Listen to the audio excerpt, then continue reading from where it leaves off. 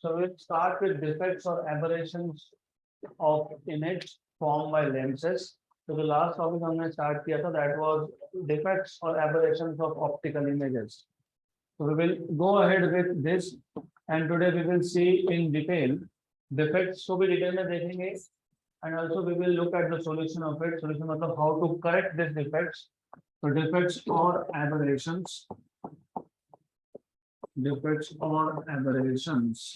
of optical images.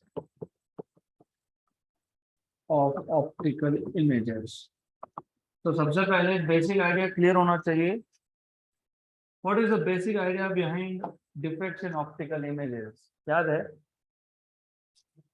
What is the basic idea behind why there are aberrations, why there are defects? क्योंकि हम जब theory देखते हैं, किसका थ्योरी? इमेज फॉर्मेशन का. उसमें क्या assumptions था? assumption क्या थे? All the parallel rays are para-axial, right? But in reality you may not have para-axial rays. तो para-axial थोड़ा parallel भी होंगे कि नहीं बोल नहीं सकते. तो to start off with आपको सबसे पहले बताना पड़ेगा कि सबसे पहला source of aberration क्या सकता है. सबसे पहला source of defect is that the rays are not parallel. Para-axial तो छोड़ दो, parallel ही नहीं है. So to start off with, while studying the formation of images,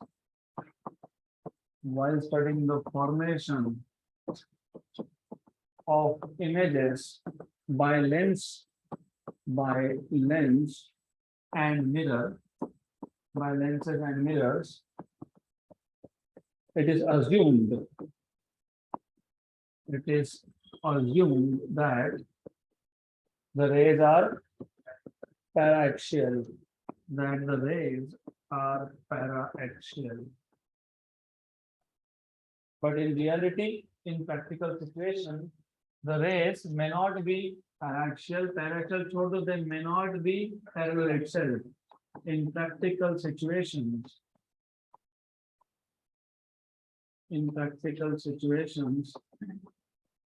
the rays may not be parallel,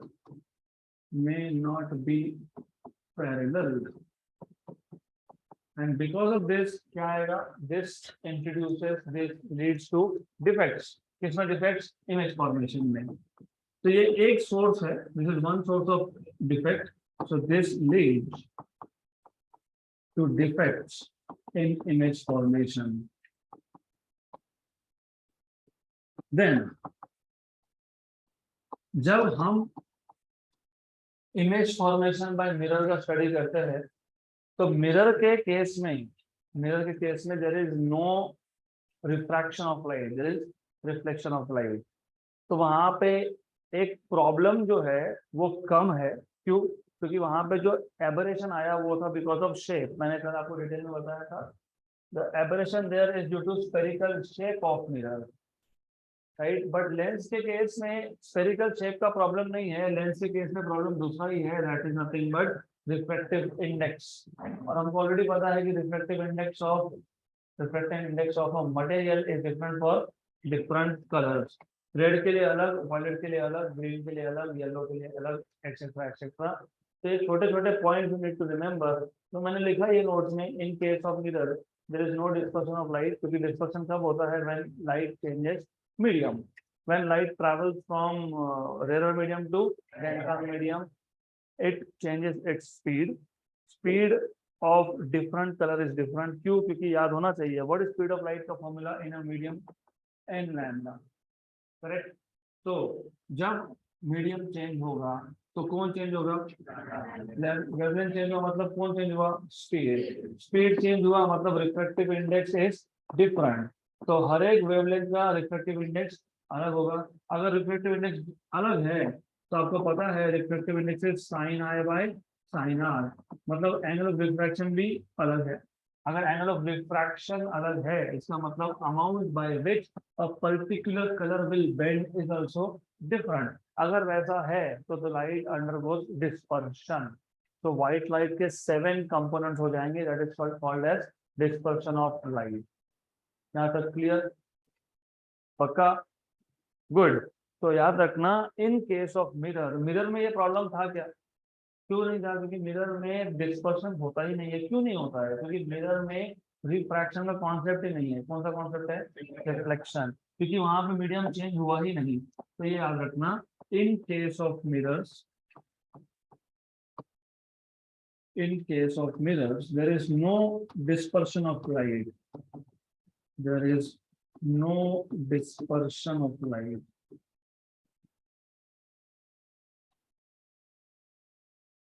But in case of lens, in case of lens, light undergoes dispersion. Light undergoes dispersion, right? And hence, refractive index of each color is different.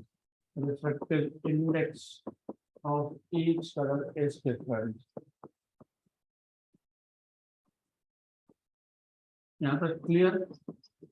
अब अगर आपको याद होगा, मैंने बताया था convex lens हो या फिर कॉन्केव लेंस हो, बाय कॉन्वेक्स या फिर बाय कॉन्केव लेंस हो, both the lens can be treated as a combination of two prisms. तो हमने कल ही देखा था, suppose I will first draw convex lens here.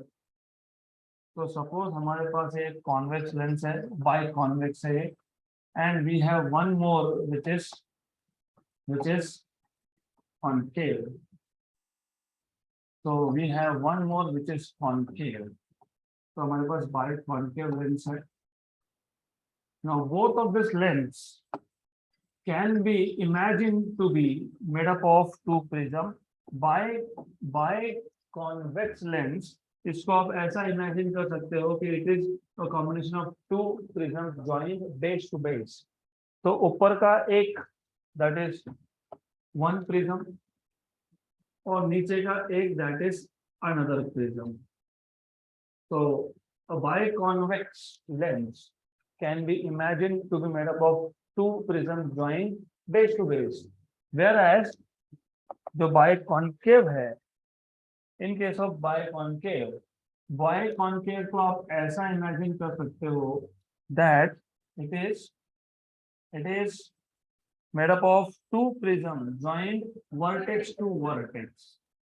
तो ये याद रखना, you can imagine this to be two prisms joined vertex to vertex. तो ये हो गया पहला प्रिज्म और ये आ गया आपका दूसरा प्रिज्म। यहाँ पे एक दो प्रिज्म है which are joined vertex to vertex. Then so both convex and concave lens can be imagined to be made up of two prisms. So both convex and concave lens can be imagined to be made up of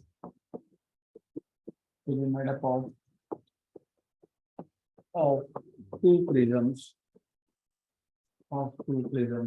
अब मैं ये mention नहीं कर रहा हूँ कि convex lens is imagined to be made up of two prism joined base to base और concave two prism joined vertex to vertex. Good.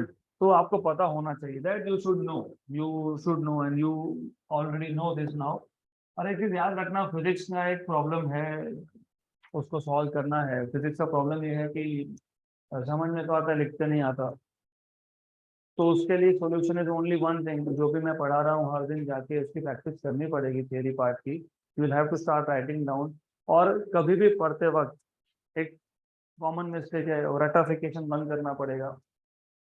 आपने रट्टा मारा तो आप गए, फिजिक्स में you are gone. Just make a link. Start कहाँ से करना होता है? लुक, स्टार्ट कहाँ से करना है? एबरेशन है, पहले तो बताओ कि एबरेशन क्या है और क्यों आया। तो हमने जो अजम्पशन लिए थे कि parallel rays are paraxial, it is not true. Practically ऐसा नहीं होता है। तो इमेज फॉर्मेशन में क्या आएगा? डिफेक्ट आएगा, इमेज क्लियर नहीं दिखेगा, मतलब ब्लरिंग होगा, एक्सेट्रा एक्सेट्रा। फिर ये जो डिफेक्ट आया, right, this defect is called as aberration. Then mirror के केस में मिरर के केस में हमें जो एबरेशन जाता है because of spherical shape, not because of dispersion of light. लेकिन लेंस के केस में हमको जो एबरेशन मिल रहा है it is due to dispersion of light. अब डिस्पर्शन क्यों हुआ, लेकिन डिस्पर्शन लेंस से थोड़ी होता है, किससे होता है वो, प्रिज्म। हम तो यहाँ पे लेंस यूज कर रहे हैं, लेकिन डिस्पर्शन किस में होता है, प्रिज्म में। तो फिर आपको पहले समझाना पड़ेगा कि देखो एक लेंस है, इमेजिन करो कि ये जो लेंस है ये दो प्रिज्म से बना है, तो जब लाइट इसमें जाएगा तो क्या होगा, डिस्पर्शन होगा। तो you have to explain. So both convex and concave lens can be imagine to be made up of two prism. Then इसके बाद अगर ये लेंस थिक है, if the lens are thick, then what happens is, if the lens is thick, then it leads to, अब ऐसी बात है कि अगर लेंस थिक है तो लेंस थिक होने की वजह से जब व्हाइट लाइट इस लेंस में एंटर करेगा तो होगा डिस्पर्शन। क्या होगा, dispersion. And because lens is thick, lens जितना थिक होगा उतना प्रिज्म का साइज बड़ा है, जितना प्रिज्म का साइज बड़ा है उतना ही ज्यादा डिस्पर्शन होने वाला है, राइट। तो if the lens is thick it may lead to different focus for different colors, क्योंकि जितना ज्यादा आपका लेंस थिक है उतना ज्यादा डिस्पर्शन है। और डिस्पर्शन होना मतलब एमर्जेंट रे में कितने कलर्स है, 7। 7 के 7 कलर का बेंडिंग क्या है, डिफरेंट अमाउंट है बेंडिंग का, मतलब सातों कलर का angle of refraction is different, तो बेंडिंग इज ऑल्सो डिफरेंट। उसमें से सबसे कम बेंडिंग किसका, रेड। तो रेड लाइट का फोकस होगा दूर, क्योंकि इसका डेविएशन है कम। सबसे ज्यादा डिस्पर्शन किसका था, तो सबसे ज्यादा डेविएट जो होगा वो सबसे पास में आके फोकस होगा उसका। तो ये हो गया focal point of violet colour, ये हो गया focal point of red colour. यहाँ तक क्लियर, गुड। ये तो हमने शो किया कौन सा लेंस, कॉन्वेक्स। अगर आपको कॉन्केव डिस्कस करना है तो कॉन्केव के केस में सिर्फ इतना ही डिफरेंस होता है कि जो कॉन्वेक्स लेंस है वो कॉन्वर्जिंग है और जो कॉन्केव लेंस है वो डाइवर्जिंग है। तो the only difference that you will see is, एक छोटा सा डिफरेंस आपको देखने को मिलेगा यहाँ पे, we will see what is the basic difference between these two. So if I have which lens, concave lens, it is just like convex mirror। Convex mirror क्या था, डाइवर्जिंग था, तो कॉन्केव लेंस कौन है, डाइवर्जिंग। अगर ऐसा है, let us take this as to be principal axis. Good. तो इसका जो रे डायग्राम ड्रॉ करोगे तो यहाँ पे आया आपका white light, this is white light, incident white light. Good. Then in case of convex lens what you have shown is, आपके पास व्हाइट लाइट था, जैसे ही लेंस में गया डिस्पर्शन हुआ तो उसके कंपोनेंट्स में स्प्लिट हो गया। सबसे कम डेविएशन हुआ रेड का, तो रेड दूर जाके फोकस हुआ। सबसे ज्यादा डेविएशन हुआ वॉयलेट का, तो violet is focused at a nearer point. How about concave lens, इसमें डायग्राम कैसा ड्रॉ होगा, ये है डाइवर्जिंग। तो डाइवर्जिंग कैसे दिखाते हो, see, converging parallel rays will come to a point, diverging they will go away। तो they will go away, they will go away मतलब ऐसा, करेक्ट, राइट, गुड। देन आगे यहाँ पे डिस्पर्शन होना है ना, तो डिस्पर्शन होना है तो अलग अलग कलर्स है, तो अलग अलग कलर्स है, तो कैसे करोगे, how will you show this, how will you show different focus for different colours, the bending of light। तो नहीं, you need to start thinking, you have to think। wait, एक बार थोड़ा लॉजिकली सोचो, यहाँ पे बाय कॉन्वेक्स लेंस में white light आया था सिंगल बीम, एमर्जेंट में है 7 कलर्स और हर एक कलर का डेविएशन अलग है, इसलिए फोकस अलग है। लेकिन यहाँ पे ये कॉन्वर्ज हो रहा है, तो पॉइंट ऑफ कॉन्वर्जेंस ये अलग अलग है। कॉन्केव लेंस कॉन्वर्ज करता है क्या? नहीं, जाएगा सिंगल बीम पर निकलेगा 7 कलर्स, करेक्ट। तो डाइवर्जेंस अलग अलग होगा। सबसे कम डाइवर्स कौन होगा? कौन होगा? पक्का। तो रेड लाइट का डाइवर्जेंस आप ऐसा दिखा सकते हो, राइट।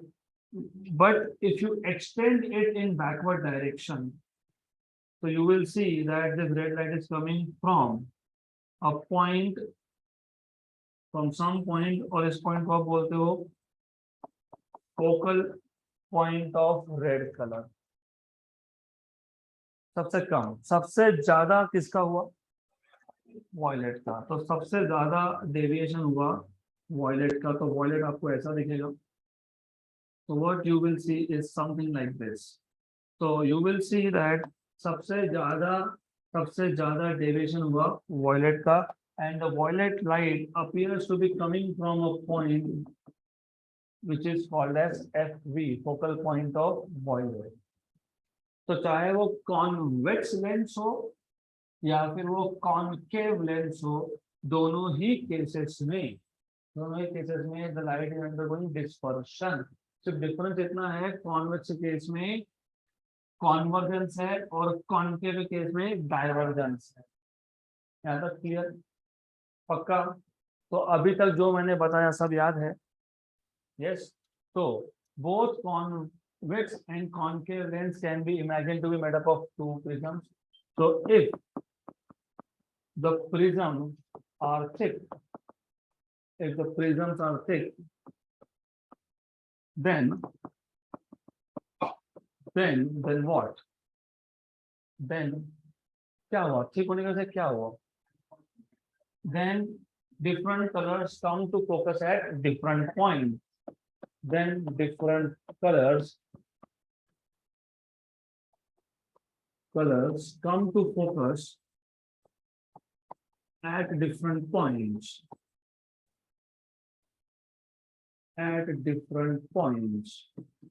यही चीज होती है मिरर के केस में। सिर्फ मिरर के केस में it is because of spherical shape of mirror. वहां पे भी यही हो रहा था, मल्टीपल फोकस हो रहा था। सिर्फ वहां पे अलग अलग कलर की बात नहीं थी, वहां पे व्हाइट लाइट था।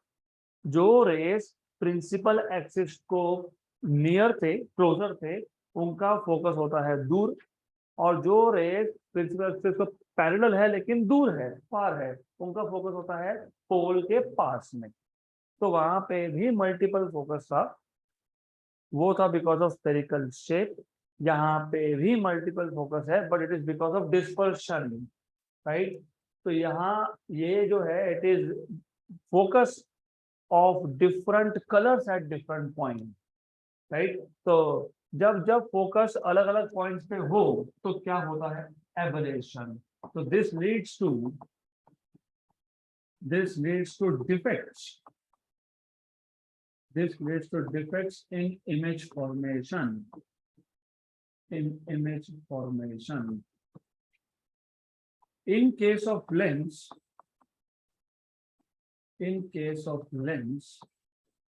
this defect is known as chromatic aberration because it is due to different focus of different colors at different points. So this defects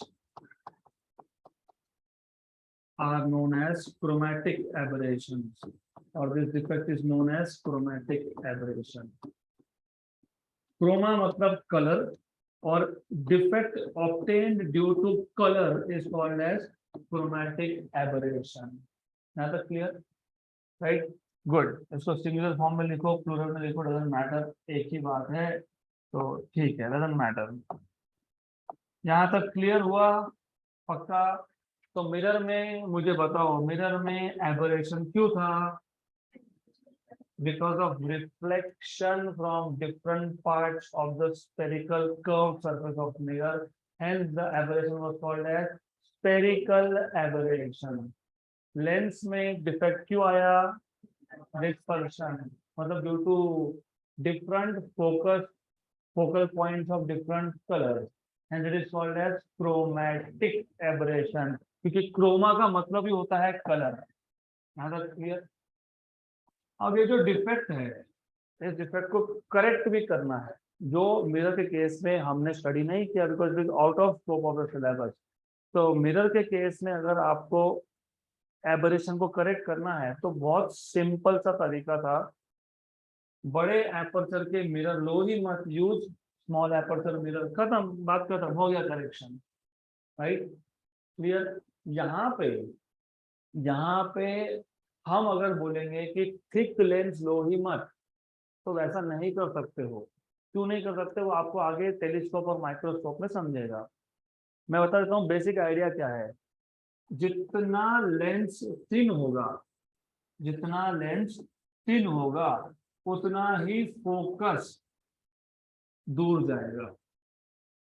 right?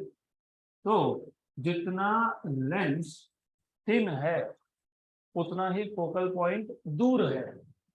लेकिन हमको अगर हमारा रिक्वायरमेंट ही ऐसा है कि मुझे फोकस पास में ही चाहिए, राइट? अभी चश्मा बनाने गए तो वो तो हमारे आई डिफेक्ट पे डिपेंड करेगा ना, कि हमारे आंख में कितना डिफेक्ट है।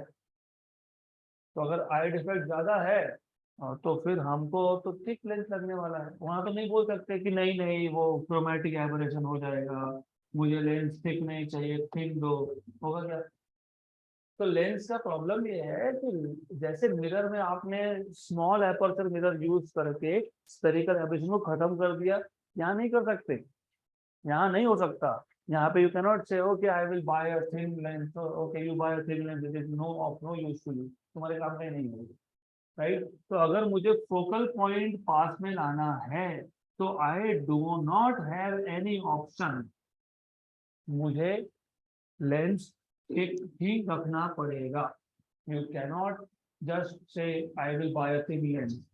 तो लेकिन फिर ये जो एबरेशन है इसको करेक्ट कैसे करेंगे? तो इसको करेक्ट करने का तरीका है। कैसे करेक्ट करेंगे? It can be corrected with the help of combination of lens. एक की जगह पे दो लेंस यूज करेंगे और उसको बोलेंगे अक्रोमैटिक कॉम्बिनेशन। क्या बोलेंगे? अक्रोमैटिक। क्योंकि क्रोमैटिक एबरेशन को जो रिमूव करता है उसको बोलते हो अक्रोमैटिक। तो this defect can be corrected, this defect can be corrected by using combination of lens। यहाँ पे किसका कॉम्बिनेशन है? लेंस का, प्रिज्म का नहीं। ये एक्चुअल, ये रियल कॉम्बिनेशन है। एक लेंस को हमने इमेजिन किया था, it is made up of combination of prism, वो इमेजिनरी कॉम्बिनेशन था, ये रियल कॉम्बिनेशन है। तो this defect can be corrected by using combination of lens. Such a combination of lens is known as a chromatic combination, is known as a chromatic combination। जहां तक clear? अगर ये समझ में आया तो अब डेरिवेशन समझना है, और डेरिवेशन समझना इज वेरी सिंपल। तो सबसे पहले हम दो अलग अलग लेंस यूज करने वाले हैं, और दोनों lens can be imagine to be made up of prisms. और जब प्रिज्म की बात होती है तो डिस्पर्सिव पावर होता है।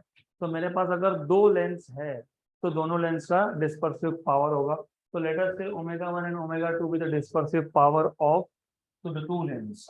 So let omega 1 and omega 2 be the dispersive powers, of the two lens।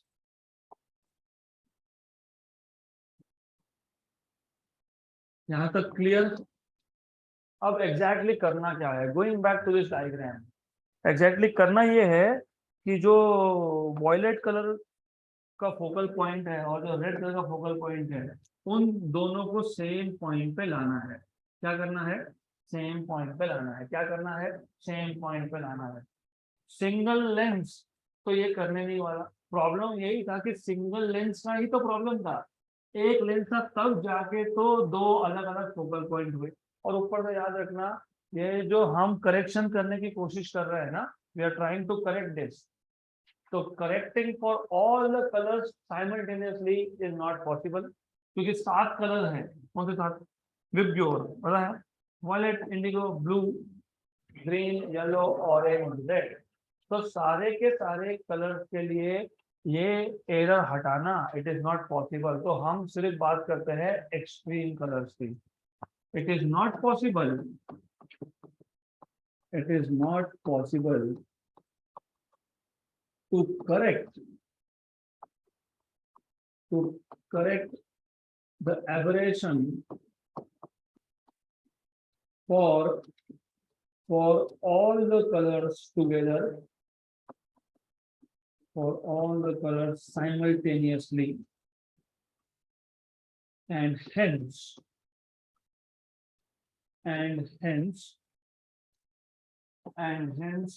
we correct it for extreme colors. मैं जानबूझ के थोड़ा सा स्लो जा रहा हूँ आज, नहीं तो अभी तक ये टॉपिक खत्म हो जाता। I want you to learn how to write in exam. एक बार आपको कॉन्सेप्ट समझ में आ गया, you should be able to explain. Long term में अच्छा करना है तो ये सीखना पड़ेगा। देन यहाँ तक हो गया। हमने क्या किया, हमने 2 लेंस यूज किए। पहले लेंस का डिस्पर्सिव पावर कितना था, ω1। दूसरा कितना है, the moment you mention dispersive power, मतलब डिस्पर्सिव पावर आगे जाके लगने वाला है। जो भी डेरिवेशन हम करेंगे उसमें डिस्पर्सिव पावर आएगा, मतलब जो आपका फाइनल फॉर्मूला है वो फाइनल फॉर्मूला में डिस्पर्सिव पावर आने वाला है। This is what you need to know. तो हमारे पास जो अक्रोमेटिक कॉम्बिनेशन का फॉर्मूला है, इट विल हैव ω1 एंड ω2, ये याद रखो। देन अभी एक और सेंटेंस हमने मेंशन किया कि सारे के सारे कलर्स का एक साथ करेक्शन नहीं होता है, तो एक्सट्रीम कलर का होता है। और करेक्शन का मतलब क्या है, पहले तो प्रॉब्लम समझे। प्रॉब्लम क्या है, बताओ बताओ, प्रॉब्लम क्या है, what is the problem, what is the defect, क्या प्रॉब्लम था इसमें, इमेज में क्या प्रॉब्लम आया। The focus point of different colours is at different point. Correct करना मतलब क्या करना, सेम पॉइंट पे लाना। मतलब जो मैं कॉम्बिनेशन यूज करने वाला हूँ लेंस का, मतलब मैंने एक लेंस यूज किया, उसके बाजू में मैंने दूसरा लेंस लगा दिया। We have put 2 lens in contact. तो वो क्या करेगा, वो वॉयलेट कलर और रेड कलर के फोकस को एक ही पॉइंट पे लाएगा। मतलब ये जो अक्रोमेटिक कॉम्बिनेशन है वो क्या करेगा, वो दोनों के फोकल पॉइंट्स को सेम जगह पे लाएगा। तो ultimately you have to start with this, कि ये जो अक्रोमेटिक कॉम्बिनेशन है, this is going to do this, focus of violet is equal to focus of red. But हमने एक इक्वेशन सीखा था, इफ यू रिमेम्बर, जिसको हमने बोला था लेंस मेकर इक्वेशन। क्या था lens maker equation, what is lens maker equation, 1/f। ठीक है, डन, बाकी का बाद में देखेंगे। 1/f मतलब मेरे को रेसिप्रोकल लेना है तो रेसिप्रोकल ले लो, 1/fv इक्वल टू 1/fr। क्यों किया होगा, क्योंकि मेरे पास 1/f का फॉर्मूला है। किसका है, 1/f। किसका है, 1/f। यहाँ तक क्लियर। अब हमारे पास अक्रोमेटिक कॉम्बिनेशन है। What do mean by achromatic combination, मतलब आप क्या यूज कर रहे हो, 2 लेंस यूज कर रहे हो। अगर सिंगल लेंस होता तो मैं लिख देता 1/f equal to μ-1 1/r1 1/r2। वो तो लिखना ही है हमको, वो तो यूज करना ही है। लेकिन उससे पहले you should know, for a combination of 2 lens in contact, for a combination of 2 lens, और मैं जानबूझ के बोल रहा हूं इन कॉन्टैक्ट। इन कॉन्टैक्ट मतलब दोनों में डिस्टेंस कितना है, 0। तो मेरे पास ये पहला लेंस था, ये पहले लेंस का फोकल लेंथ मैं मान लेता हूं f1 है, ये दूसरा लेंस है जिसका फोकल लेंथ मैं मान लेता हूँ f2 है। तो इन दोनों का कॉम्बिनेशन का फोकल लेंथ आएगा 1/f equal to 1/f1 plus 1/f2। अगर दोनों लेंस कांटेक्ट में नहीं होते, अगर इनमें कुछ डिस्टेंस होता, suppose the distance between the two lenses d, तो यहाँ -d/f1 इंटू f2 ऐसा आता है। वो आप जेई नीट में सीखोगे। और अगर दोनों लेंस कांटेक्ट में है, कांटेक्ट में होने का मतलब डिस्टेंस कितना होना, 0। तो डिस्टेंस d0 हो गया अगर, तो ये क्या आएगा 0। तो 1/f1 प्लस 1/f2। यहाँ तक क्लियर? तो याद रखना, हम जब कॉम्बिनेशन ऑफ लेंस यूज करते हैं तो maybe these two lenses are in contact, maybe they are not in contact. तो जनरल फॉर्मूला याद रखो, 1/f equal to 1/f1 plus 1/f2 minus d/f1 into f2, where d is the distance between two lens. Correct? अगर distance 0 तो last term 0, मतलब 1/f equal to 1/f1 plus 1/f2। यहाँ तक clear है? यहाँ तक एकदम क्लियर है? पक्का? अब ये इक्वेशन नंबर 1, ये इक्वेशन नंबर 2। तो फ्रॉम 1 एंड 2, अगला स्टेप इंपॉर्टेंट है, वो समझ में आया तो आगे का पूरा समझ में आएगा, नहीं तो नहीं आएगा। मैंने यहाँ पे लिखा focal length of violet should be equal to focal length of red, क्योंकि हमको करेक्ट करना है, मतलब वॉयलेट और रेड का फोकल पॉइंट सेम करना है। तो फोकल पॉइंट तब सेम होगा जब फोकल लेंथ सेम होगा। तो 1/fp इक्वल टू 1/fr। लेकिन लेंस था 2, कॉम्बिनेशन था ना। कॉम्बिनेशन में 1/f क्या होता है, 1/f1 प्लस 1/f2। तो मैं ऐसा लिखूंगा 1/f1 प्लस 1/f2, राइट। लेकिन लेफ्ट हैंड साइड पे कौन सा कलर था, तो 1/f1v एंड f2v।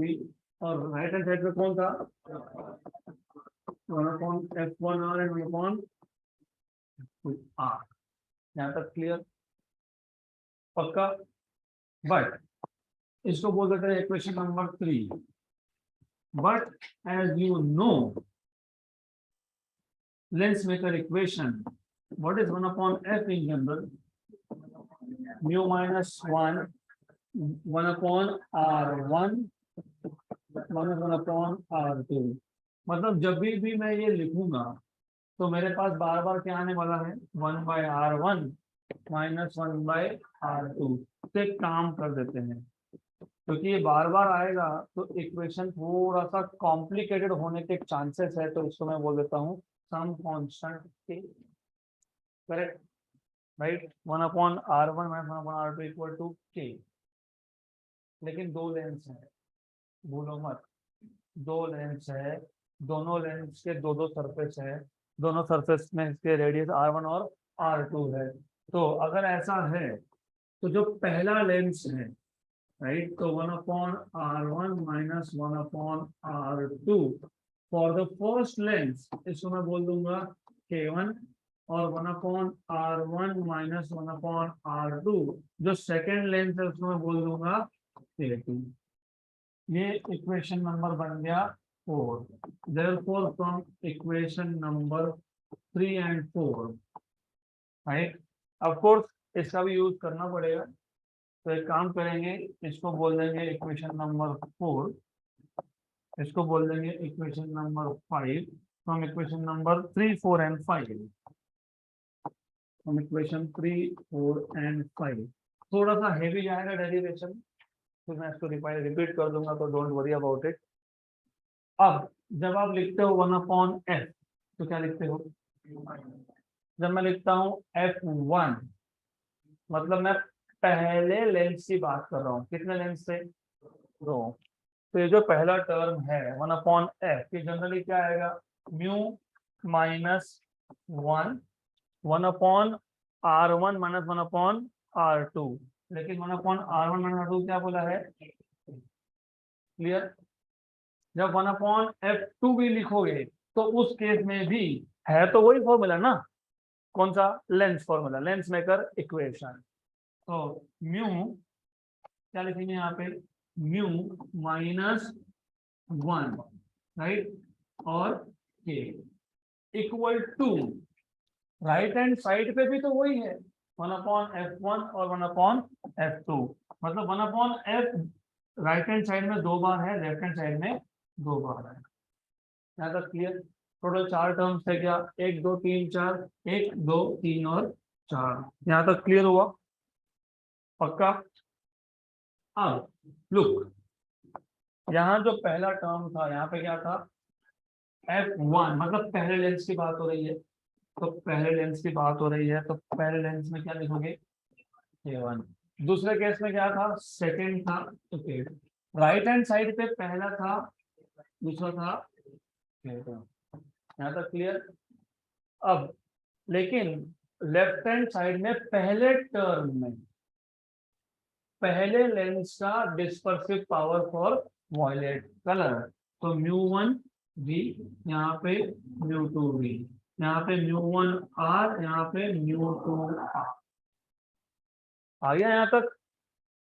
यस। हो सकता है नोट्स में स्टेप थोड़े से आगे पीछे हो, इक्वेशन के नंबर अलग हो, I don't care, because of course you don't have to always, हम हमेशा याद नहीं रख सकते ना, फिर ये स्टेप, फिर ये स्टेप, फिर ये स्टेप, फिर ये स्टेप, फिर वही step, just go with the flow. No don't worry, I will stop at the right time, चिंता मत करो तुम, करेक्ट? तो don't really always always tick, नहीं यही इक्वेशन नंबर 1, ये इक्वेशन नंबर 2, नहीं, फर्क नहीं पड़ता, आइडिया शुड बी क्लियर। यहाँ तक आया?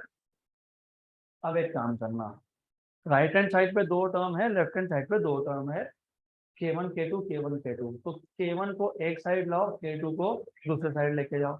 तो इफ आई डू दैट, अगर ऐसा करते हो, तो k1 को मैं लेफ्ट हैंड में रखता हूँ, तो μ1 v -1 k1, और ये था μ1 r minus μ1 r -1 k1 equal to नहीं, μ2 r -1 k2 minus μ1 r -1 k2, बराबर ना?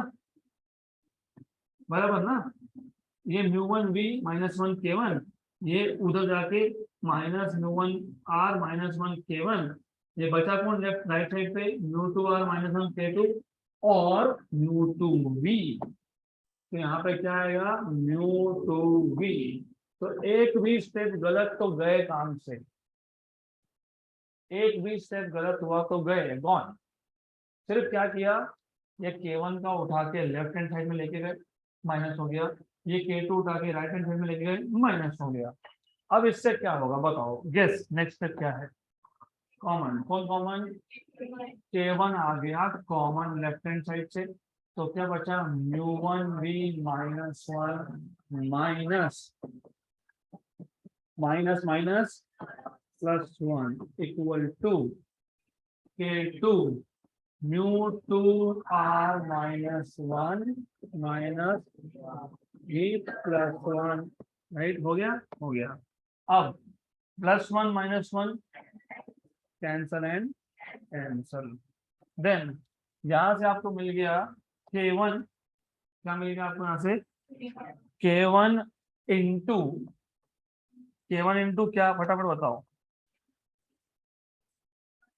k1 into μ1 v -μ1 r equal to k2 μ2 r -μ2 v।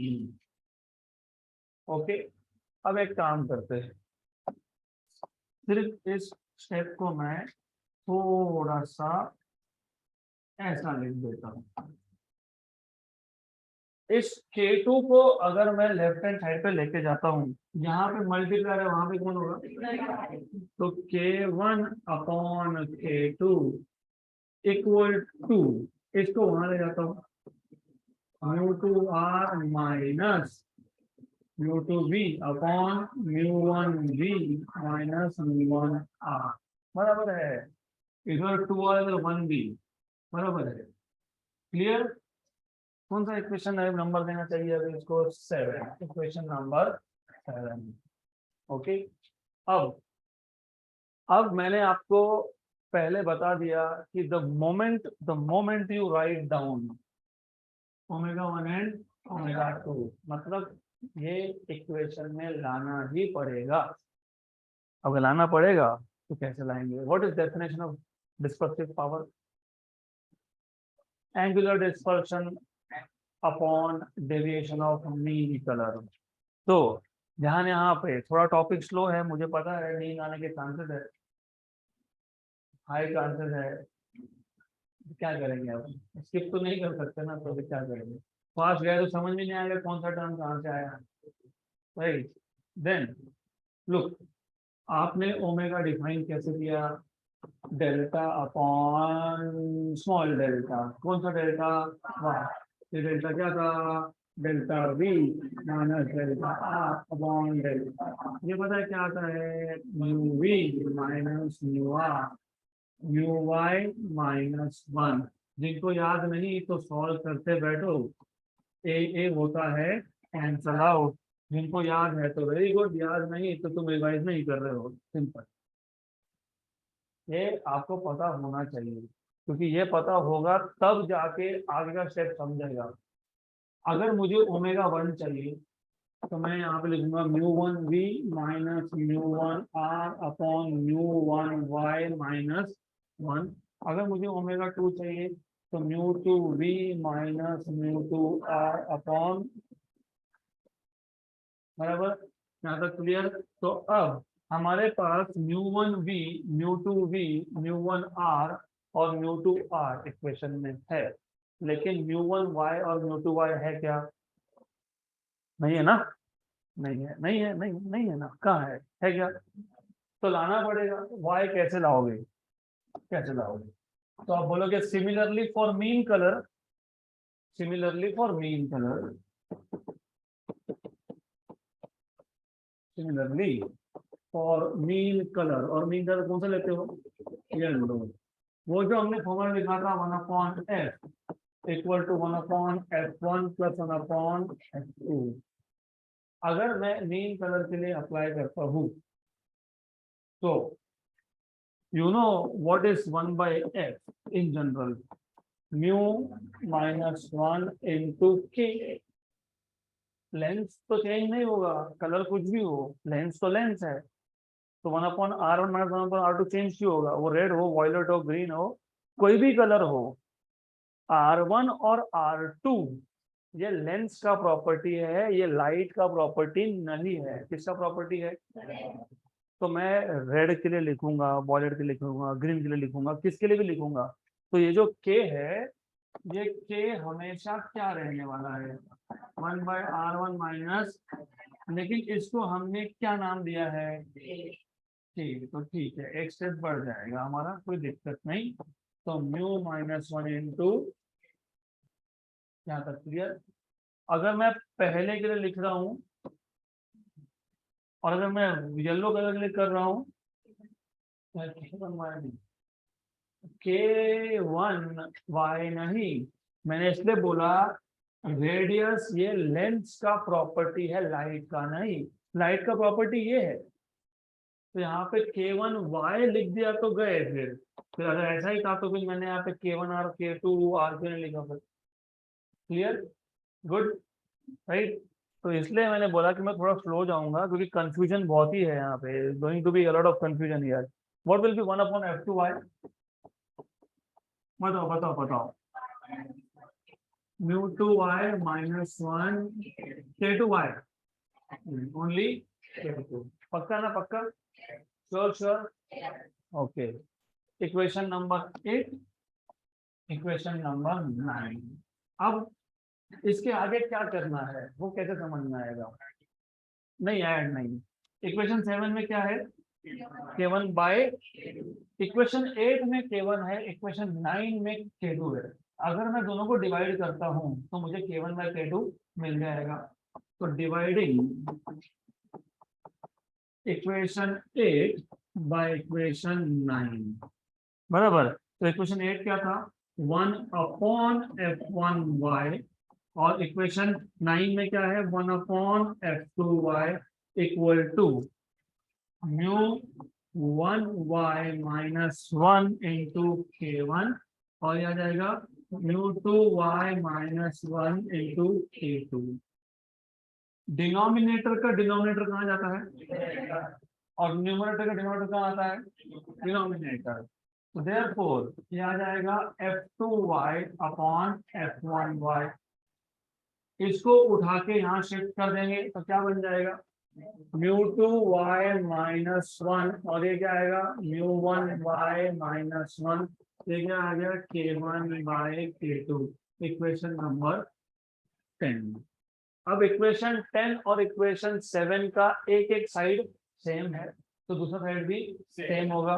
तो from equation number 7 and 10, from equation number 7 and equation number 10 what you will have is, अब ये तो सामने ही है तो पहले इसको लिख लो, f2y upon f1y μ2y minus 1 upon μ1y minus 1 equal to μ2r minus μ2v upon μ1r minus μ1v। Correct ना? No, very good. ये नीचे उल्टा है, देख लो है क्या? यस। डिस्पर्सिव पावर का डेफिनेशन क्या था? बट मैंने अभी बताया omega equal to mu V minus mu R upon mu Y minus 1। therefore omega 1 will be equal to mu1 v minus mu1 r upon mu y1 minus 1 and omega 2 equal to mu2 v minus mu2 r upon mu2 y minus 1। एक छोटा सा problem है और problem ये है कि यहाँ पे μ2r माइनस μ2v है, हमको क्या चाहिए μ2v माइनस μ2r। करेक्ट? तो क्या करेंगे फिर, माइनस साइन निकाल लोगे कॉमन।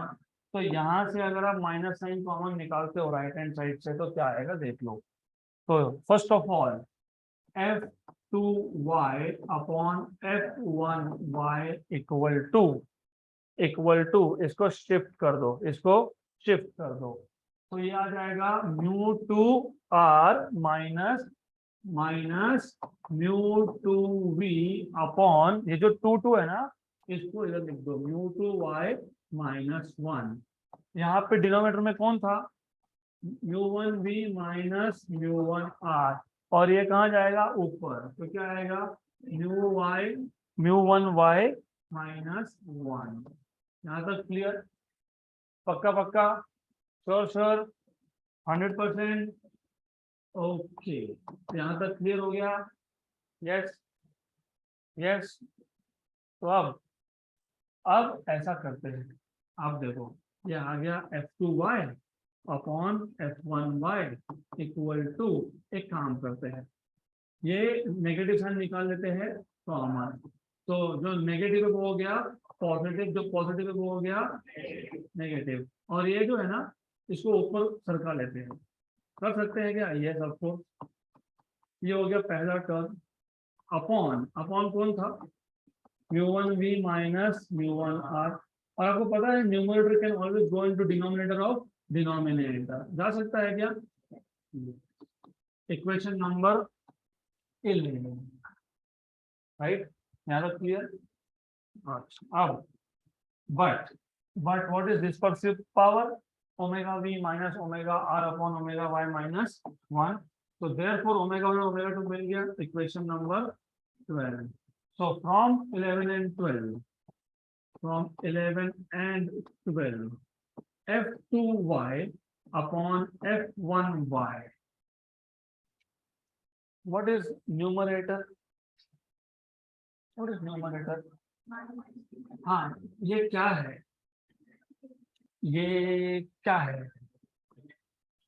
वो क्या है वो ओमेगा 2। क्या है न्यूमरेटर में? और डिनोमिनेटर में कौन है, ओमेगा 1। तो ये मिल गया आपको formula for a chromatic combination, यही आना चाहिए, वही है, करेक्ट, राइट। हाँ सही है ना, F2y upon F1y equal to minus omega 2 by omega 1, final equation देखो लास्ट में, करेक्ट है, वही है। क्लियर यहाँ तक? यस। तो थोड़ा सा लेंदी था, थोड़ा मतलब कितना लेंदी, I can just tell you, ज्यादा नहीं, इट इज जस्ट 6-7 नहीं, it is 11 pages, that's it. तो ज्यादा नहीं है ये, जस्ट 11 पेजेस, राइट, मेरे 11 मतलब आपके 5.5, ओके, गुड। तो अब स्टेप्स अगेन आपको फॉलो करने डेरिवेशन के, थ्योरी नहीं, अब ओनली डेरिवेशन। तो all of you must close your notes,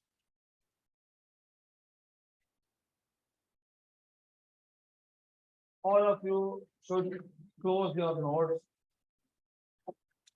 Let us begin with step number 1. सबसे पहले हमें क्रोमैटिक एबरेशन को करेक्ट करना है।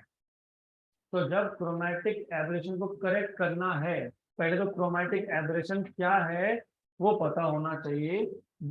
अलग अलग कलर का फोकस अलग अलग पॉइंट पे हो रहा है, वो नहीं होना चाहिए, उसको बोलते हैं correction of chromatic aberration.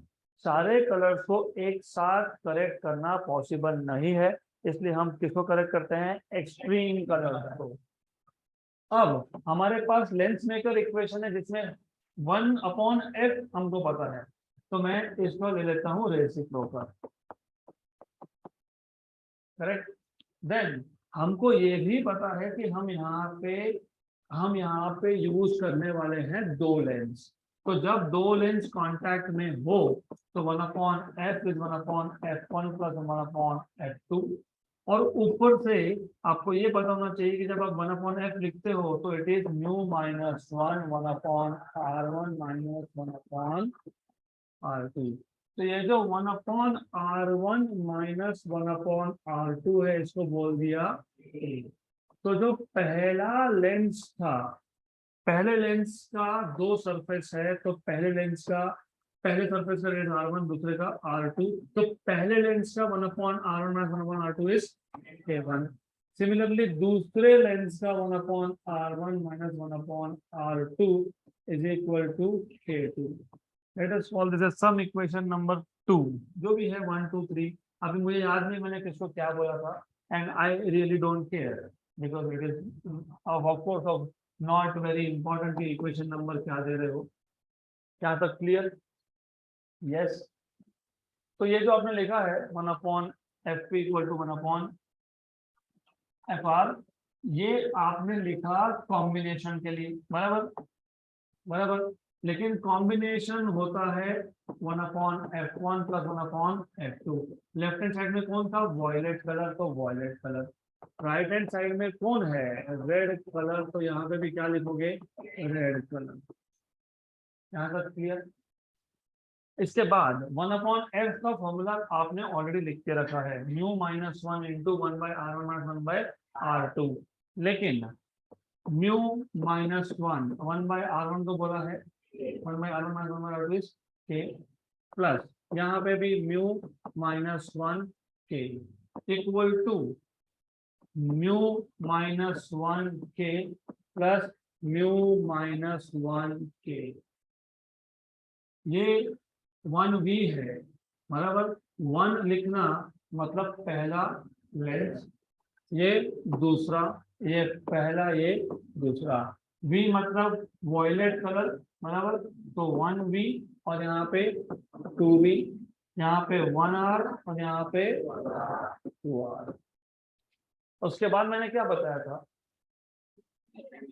k1 एक साइड पे, k2 दूसरे साइड पे। तो you will have u1v minus 1 k1, ये केवल वहां जाएगा तो minus μ1r minus 1 k1 equal to μ2r -1 K2 minus μ2v -1 K2।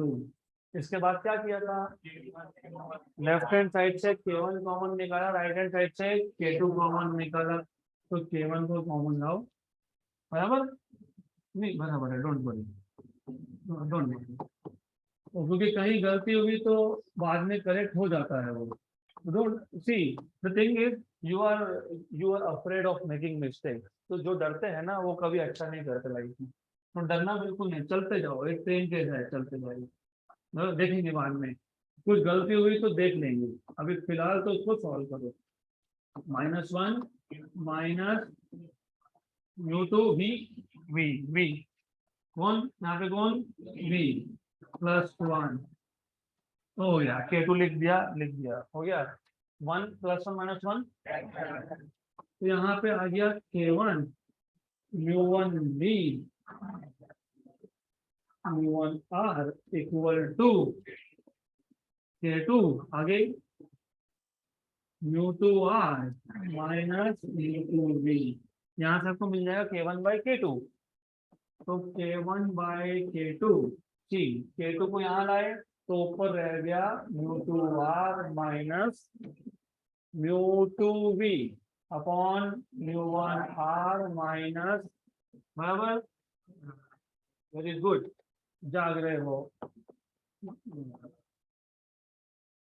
यहाँ तक क्लियर। अब थोड़ा सा काम कम करना है तो इसी स्टेप में भी नेगेटिव निकाल लोगे तो चलेगा, डजंट मैटर रियली, कोई फर्क नहीं पड़ता, अगर कितने इक्वेशन यूज किए, 2, और उसको 3 बोल दो। देन उसके बाद हमने बात की मीन कलर की, मीन कलर मतलब येलो कलर, येलो कलर के लिए अगर मैं 1/f इक्वल टू μ-1k ऐसा लिखता हूँ, पहले लेंस लिखता हूँ तो 1y और 1, दूसरे के लिए लिखता हूँ अगर तो μ2y -1 K2 4n, इन दोनों को डिवाइड कर देते हैं, इन दोनों को डिवाइड करोगे तो left hand side f2y upon f1y, क्योंकि 1/f1y अपॉन 1/f2y, तो डिनोमिनेटर का न्यूमरेटर कहाँ जाएगा, न्यूमरेटर में आएगा, तो ये ऐसा आएगा equal to μ1y -1 upon μ2y -1 K1/K2, इसको शिफ्ट करो तो f2y upon f1y μ2y -1 upon μ1y -1 equal to K1/K2। Equation number 3 में एक K1/K2 है, इक्वेशन नंबर 6 में एक K1/K2 है, दोनों का एक साइड सेम है तो दूसरा का साइड भी सेम आएगा, तो क्या लिखोगे यहाँ पे, यहाँ लिखोगे f2y upon f1y equal to, ठीक है, इक्वल टू बाद में कर लेंगे, कोई दिक्कत नहीं, कोई प्रॉब्लम नहीं है, यहाँ पे आ गया μ2y -1 upon μ1y -1 equal to μ2r minus μ2v upon μ1v minus μ1r। अब एक काम कर लेते हैं, राइट हैंड साइड से नेगेटिव साइन न्यूमरेटर में से बाहर निकालते हैं, कहाँ से, न्यूमरेटर, तो न्यूमरेटर में से राइट हैंड साइड में जो न्यूमरेटर है वहां से नेगेटिव साइन निकाल दो बाहर, तो जो नेगेटिव था वो पॉजिटिव होगा, जो पॉजिटिव था वो नेगेटिव हो जाएगा, यहाँ तक क्लियर, यस, पक्का पक्का। और नीचे क्या है, μ1v माइनस r, मैंने जानबूझ के ऐसा लिखा क्योंकि आई एम लेजी। अब इसको उठा के यहाँ रख दो, इसको उठा के पहले तो इसको गायब करने दो, अरे ओके, इसको उठा के यहाँ रख दो, हो गया। व्हाट इज दिस, ओमेगा, किसका ओमेगा, ओमेगा 2, ये 1/ω1, तो ये क्या आ गया -ω2 अपॉन ω1, करेक्ट। और ये ओमेगा क्यों आया, कि ओमेगा इसके लिए आएगा क्योंकि ओमेगा बाय डेफिनेशन क्या था, हाँ क्या था, angular dispersion upon deviation of mean colour. तो delta V minus delta R upon delta R. Delta delta होता है ए म्यू माइनस वन, तो वी मतलब V minus A mu R minus one upon A mu Y minus one. A आ गया आपका common, mu V minus one minus mu R minus minus plus, right, upon A mu Y minus one, cancel and plus one minus one cancel, तो mu V minus mu R upon mu Y minus one, ये था omega.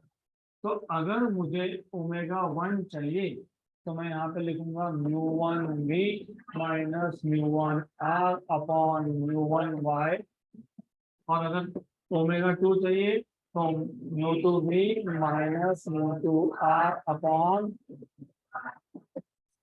Going back, यहाँ जो मैंने थोड़े shortcut use किए हैं, इस शॉर्टकट को मैं खत्म कर देता हूँ and I will write down in detail now. तो लुक, ये जो पहला टर्म है mu two V minus mu two और upon mu two Y minus one, mu two V minus mu two और upon mu two Y minus one, ये omega two था क्या? यस, ओमेगा टू है। और ये जो दूसरा टर्म है आपके पास, ये इसको एक काम करो, इसको यहाँ पे लेके आओ, क्योंकि numerator can always be denominator का denominator, numerator will go into denominator of denominator. तो ये आपने बताया क्या है, ये ओमेगा, ये है ओमेगा टू, और ये कौन है, ओमेगा वन। तो ओवरऑल क्या मिला आपको, माइनस ओमेगा टू अपॉन। तो फाइनली अक्रोमेटिक कॉम्बिनेशन के लिए कंडीशन क्या है, minus omega two by omega one. Is this clear? तो डिराइव करते आएगा आपको, yes. Now this is the end of lens का पार्ट। अब हमको देखना है basic theory of telescope and microscope, right. तो we will start with microscope. पहले आज मैं सारे बेसिक आइडिया आपका क्लियर करता हूँ। माइक्रोस्कोप में दो पार्ट्स है, दो टाइप है, एक है सिंपल माइक्रोस्कोप, एक है कंपाउंड माइक्रोस्कोप, और टेलीस्कोप में एक ही आपको देखना है, दैट्स इट, जस्ट टेलीस्कोप। अब क्लोज योर नोट्स, नोट्स की जरूरत नहीं, जस्ट क्लोज देम डाउन, कोई जरूरत नहीं देखने की उसमें। The idea here is microscope कहाँ यूज होगा, कहाँ यूज होगा, हाँ, मैग्निफिकेशन, वो तो टेलीस्कोप भी करता है ना, टेलीस्कोप भी तो वही करता है। माइक्रोस्कोप और टेलीस्कोप का बेसिक डिफरेंस क्या है? माइक्रोस्कोप में हमारे पास ऑब्जेक्ट का साइज बहुत स्मॉल है, लेकिन object is very near to us, right. For example, हमारे पास वो एक किचन मिलता था जिसपे चावल पे कुछ लिखते थे, राइस पे, फिर उसको देखने के लिए we can use a microscope. And the most basic form of microscope is, आपको पता है सबसे सिंपल माइक्रोस्कोप कौन है?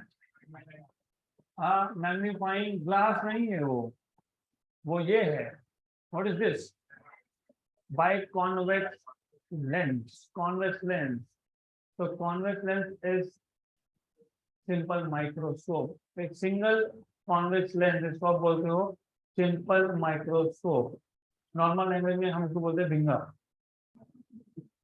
Right, correct. देन अब ये क्यों यूज किया पहले वो समझ लो। अब प्रॉब्लम क्या है, the idea here is, suppose I have an object, अच्छे समझ लेना, ये हमारे पास एक ऑब्जेक्ट है, ऑब्जेक्ट हमको क्लियरली देखना है, तो ऑब्जेक्ट का जो इमेज बनेगा वो दो चीजों पे डिपेंड करता है, एक तो साइज ऑफ द ऑब्जेक्ट, दूसरा distance of the object. Suppose I have object, मुझे वो ऑब्जेक्ट क्लियरली दिख नहीं रहा, तो I am observer, I am looking at the object, let us say from here, I am looking at the object from one point, मैं object को देख रहा हूँ एंड मुझे वो ऑब्जेक्ट क्लियरली दिख नहीं रहा।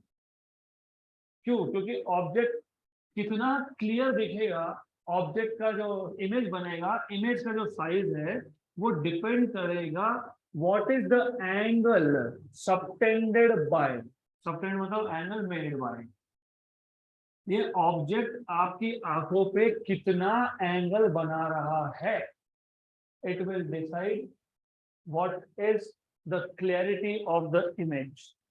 ऑब्जेक्ट आपको क्लियरली दिखेगा कि नहीं दिखेगा वो डिपेंड करता है डिस्टेंस पे। Suppose image is not very clear, तो अब दो ऑप्शन है, एक तो आप ऑब्जेक्ट के पास जाओ या तो ऑब्जेक्ट को आपके पास लेके आओ। तो अब हुआ ऐसा कि ऑब्जेक्ट और ऑब्जर्वर का distance is becoming less less less, जितना ऑब्जेक्ट पास में आएगा, you see, can you see, जितना ऑब्जेक्ट पास में आ रहा है उतना ही एंगल क्या हो रहा है, बढ़ते जा रहा है। So the apparent size of apparent to as it appears to you, हमको ऑब्जेक्ट कितना बड़ा दिखता है वो डिपेंड करता है डिस्टेंस पे। The apparent size of object depends on the distance between observer and object। तो मुझे एक ऑब्जेक्ट को क्लियरली देखना था, फॉर एग्जाम्पल ओके मेरे पास ये नोट्स है, नोट्स को बहुत दूर रखा, I am not able to read, क्या लिखा है कुछ समझ में नहीं आ रहा है, तो मैं क्या करूंगा, इसको पास में लाऊंगा, पास में लाऊंगा, जितना पास में लाऊंगा उतना ही इसका इमेज क्लियर होता जाएगा, राइट। मे बी मैं उसको पास में लाते गया लाते गया लाते गया, मुझे जितना क्लैरिटी चाहिए उतना नहीं मिल रहा है, मैं और पास में लाया। अगर आप बुक को बहुत पास में लाओगे तो क्या होता है पता है, ब्लर होता है। ब्लर होता है वो अलग, your eyes also get strained. हाँ कभी ट्राई करके देखना। तो ऐसा है कि ऑब्जेक्ट को आप आपकी आंखों से कितना पास में ला रहे हो उसका भी लिमिट है। ज्यादा पास में लाए तो इमेज वापस हो गया ब्लर, और ऊपर से योर आईज गेट स्ट्रेन्ड, थोड़ा सर भी दुखने लगेगा, कभी कभी होता है। तो वो जो डिस्टेंस है, the distance up to which your eyes do not get strained, उसको बोलते हैं डिस्टेंस ऑफ डिस्टिंक्ट विजन, मतलब minimum distance up to which the image is clearly seen. उससे और पास में लाए तो इट बिकम्स ब्लर, तो उस डिस्टेंस को क्या बोलते हो, distance of distinct vision. For a normal human I, when I से नॉर्मल ह्यूमन आई, मतलब ऐसा विदाउट चश्मा, नॉर्मल, मेरा नॉर्मल नहीं, I have defect, I have myopia, तो आई कैन नॉट से मेरी आंखों के लिए। तो जिनको चश्मा नहीं है, all of you, for you normal human आई, ये डिस्टेंस है 25 सेंटीमीटर, मतलब 25 सेंटीमीटर तक जब आपके पास ऑब्जेक्ट है तो you can see without straining your eye. 25 centimetre से पास में लाए तो your eyes will get strained. तो for a normal human eye, what is the distance of distinct vision. अब प्रॉब्लम क्या हुआ, प्रॉब्लम ये हुआ कि मुझे इस ऑब्जेक्ट का पिच नहीं चाहिए मेरे को यहाँ पे।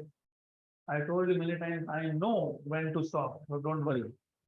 तो ये जो ऑब्जेक्ट हमारे पास था, पहले प्रॉब्लम था कि ये दूर था तो क्लियर दिख नहीं रहा था। क्यों नहीं दिख रहा था, क्योंकि एंगल वाज स्मॉल। इसको पास में लाए लाए तो एंगल बढ़ते गया, एंगल बढ़ना मतलब एपरेंट साइज बढ़ना, मतलब ऑब्जेक्ट का क्लैरिटी बढ़ते गया बढ़ते गया बढ़ते गया, यहाँ पे आ गए। ये 25 सेंटीमीटर डिस्टेंस है, इससे कम जा नहीं सकते, इससे कम गए तो वापस प्रॉब्लम चालू, राइट। लेकिन डिस्टेंस ऑफ डिस्टिंक्ट विजन, डीडीवी बोलते हैं, तो क्या बोलते हैं, डीडीवी। लेकिन डिस्टेंस ऑफ डिस्टिंक्ट विजन पे भी ऑब्जेक्ट को रखने के बाद जितना मुझे क्लैरिटी चाहिए था नहीं मिल रहा है। फिर अभी हमारे पास क्या ऑप्शन है, माइक्रोस्कोप। उसमें हम पहले क्या करेंगे, उसमें हम पहले एक सिंगल लेंस यूज करेंगे। सिंगल लेंस कौन सा, कॉन्वेक्स, कॉन्केव नहीं, कॉन्वेक्स। इस सिंगल कॉन्वेक्स लेंस को क्या बोलते हैं, सिंपल माइक्रोस्कोप। तो सिंपल माइक्रोस्कोप में कितने लेंस है, 1। गुड, तो इसके आगे का टू बी कंटिन्यू।